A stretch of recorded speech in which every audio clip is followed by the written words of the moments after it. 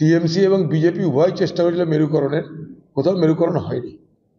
চেষ্টা করেছিল টিএমসি এবং বিজেপি মিলেমিশে চেষ্টা করেছিল মেরুকরণের, এবং শক্তিপুরের দাঙ্গাটা মিলিত দাঙ্গা, শক্তিপুরের দাঙ্গা মিলিত। নাহলে ধরুন একটা তাদের দলের এমএলএ সে যদি এই ধরনের মন্তব্য করে যে মুসলমান 70, হিন্দু 30, ফাঁসিয়ে দেবো, হ্যান করবো ত্যান করবো, সমীচীন তো নয়। এক 2 নম্বর কথা হচ্ছে যে সেটা নিয়ে মমতা ব্যানার্জি নিজেরও কোনো মাথা ব্যথা নাই।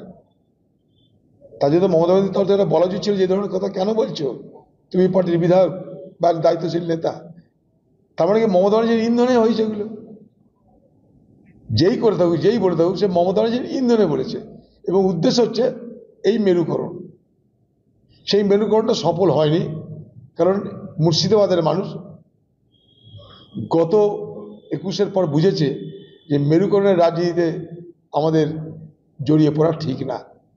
মেরুকরণের রাজনীতির যে ঘুঘুর ফাঁদ, সেটা আমাদের সৌহার্দ্যকে নষ্ট করার জন্যে, আর মোদি আর দিদির নির্বাচনী ঝোলা ভরানোর জন্যে, আর কিছু না।